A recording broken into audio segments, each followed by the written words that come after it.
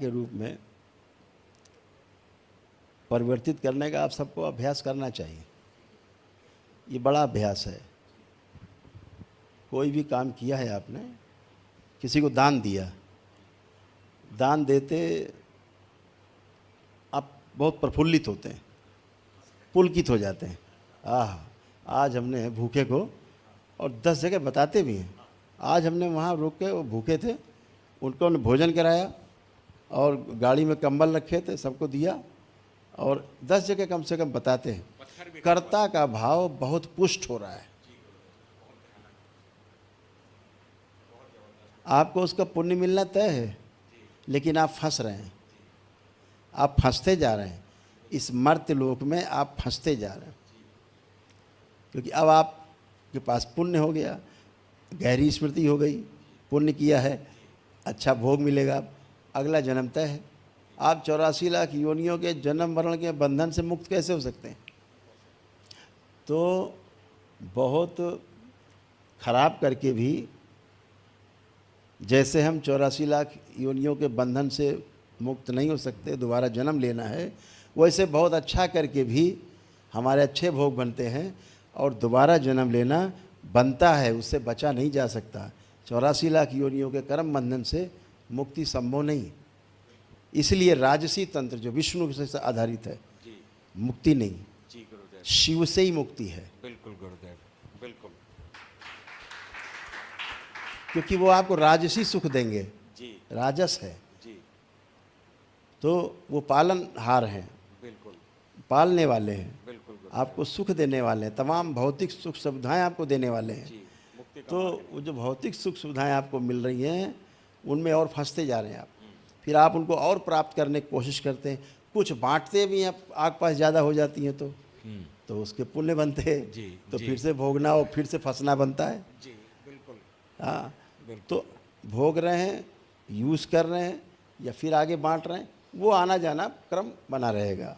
जी, जब तक सतोगुण से भी पार न चले जाए, जब तक हमने बुरे कर्म जैसे किए हैं उनसे मुक्ति पाएं, ऐसे जो अच्छे कर्म किए हैं उनको घटना बना करके निकाल दिया जाए हाँ, और उनसे मुक्ति पाएं, बिल्कुल, यानी सतोगुण से भी मुक्ति पाए। जी, तो बगैर तीनों गुणों से त्रिगुणातीत, जो त्रिगुणातीत है उस अवस्था में जाएंगे तो उन तीनों से मुक्त होकर के ही जाना संभव है।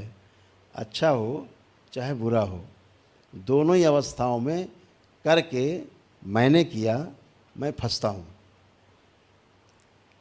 इस फंसाव से बचने का एक ही उपाय है कि अहंकार को दृष्टा भाव से पराजित किया जाए और मोह को पराजित करने के लिए जो अभी दरबार ने बताया आपको, न्याय धर्म, उस आधार पर, जीवन के आधार पर, जीवन की दृष्टि के आधार पर कि मैं भी जीवन हूँ, सामने वाला भी जीवन ही है, जीवन ही हमसे बात कर रहा है, शरीर बात नहीं कर रहा है। बिल्कुल गुरुदेव, मेरे अंदर से भी जीवन ही बात कर रहा है, शरीर नहीं बात कर रहा है। बिल्कुल, यहाँ शरीर गिर गए, जी, जीवन ऊपर है, जी। जीवन एक जैसा है सबका। तो जीवन न छोटा दिखता है न जीवन बड़ा दिखता है, जीवन सबका एक जैसा है, उसकी कार्य क्षमता एक जैसी सबकी है, सबकी चाहना एक जैसी है, सबका कार्यक्रम भी एक है, बिल्कुल, मुक्ति, जी, लक्ष्य भी एक है, निरंतर सुख। जी, तो ये सब सारा जीवन के आधार पर जब देखते हैं तो मोह से मुक्ति होती है कि शरीर नष्ट हुआ, ये तो आता ही जाता है, जीवन नष्ट नहीं हुआ, क्योंकि जीवन कभी नष्ट होता नहीं, तो उस आधार पर हम जीवन को कभी मरा हुआ नहीं समझते, जी, बिल्कुल, तो दुख नहीं होता।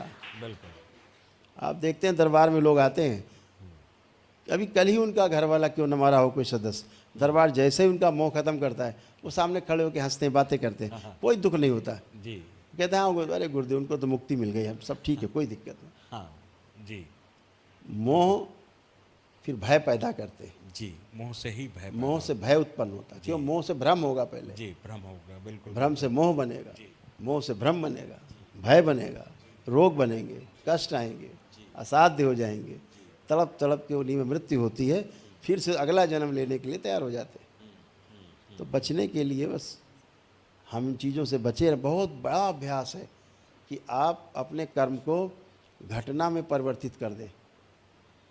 कि ये तो हो रहा है, ये तो हुआ है, मैं तो शामिल हूँ, हाँ घटना में मेरा प्रस्तुतिकरण है केवल, हाँ, उपकरण हम हो अच्छे गए। से शामिल हो गए जी, हैं, हमने अपना रोल निभाया है। बस जैसे मंच पर जी, कोई गुरुदेव। हनुमान जी का रोल करे, जी उसे पता है मैं हनुमान नहीं हूँ, हाँ हाँ, बस भूमिका में है। भूमिका अदा कर रहा हूँ। जब जी ऐसा ही भाव हमारा जी जीवन में भी हो जाए, जीने में आ जाए जी कि मैं नहीं कर रहा हूँ, ये मेरा चरित्र है, जी कैरेक्टर, जी जी गुरुदेव। तो कर्म से मुक्ति पा जाती जी है ऐसा। तो हाँ, क्या है ना, जुगाड़ है, कितने बजे? हाँ है ना, टाइम 10 मिनट है अभी। कुछ दरबार के बच्चों ने कुछ दिए हैं क्वेश्चंस, जी गुरुदेव। उसको हम हल्का सा करके समाप्त कर दें, छोटे छोटे। हाँ, बुला लो। तो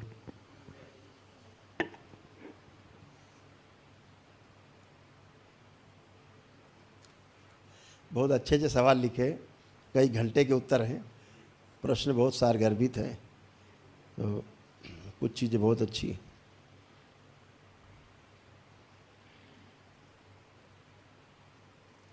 जैसे अभी एक प्रश्न पूछा है एक बच्चे ने कि गुरुदेव, जैसे जानवर होता है उसमें अगर जीवन नहीं होता, चित्त नहीं होता है, तो उनकी स्मृतियां कहाँ स्टोर होती हैं?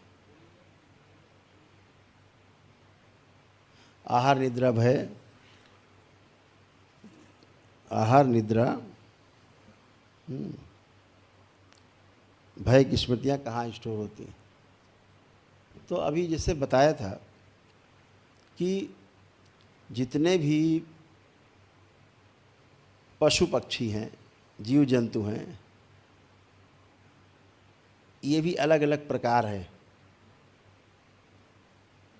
कुछ उद्भिज हैं, कुछ अंडज हैं, कुछ पिंडज हैं, ऐसे अलग अलग ढंग से उत्पत्ति है।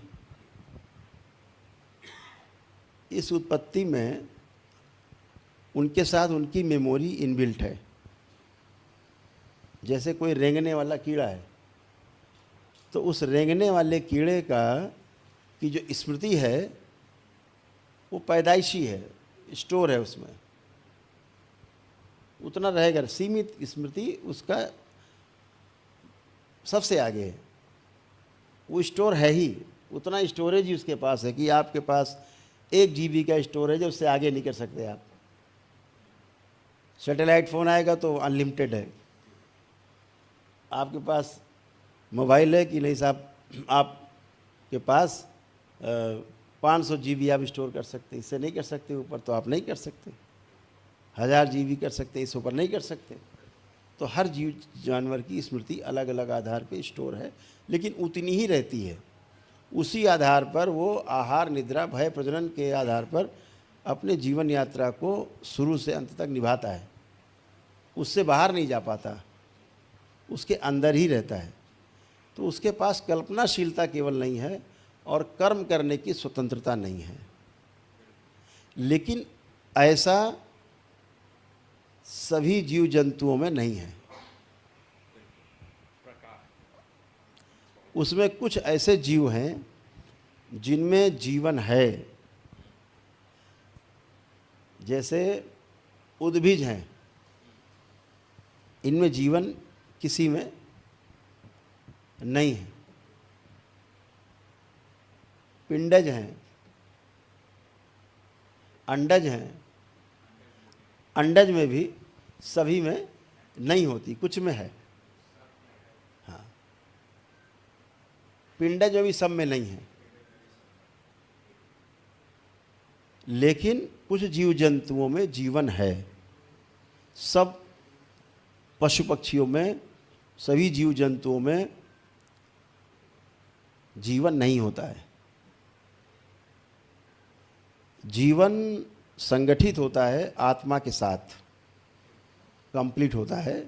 उसके साथ जब 4 चीज़ें मिलती हैं, बुद्धि चित्त वृत्ति और मन, तो जीवन संगठित हो जाता है। ऐसा जीवन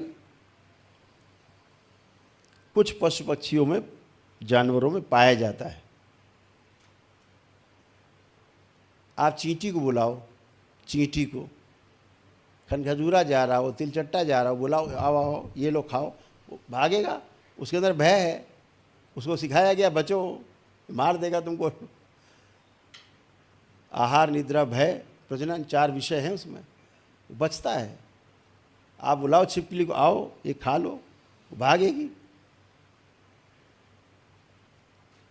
आपके बुलाने से नहीं आ रही, मतलब इसमें जीवन नहीं है।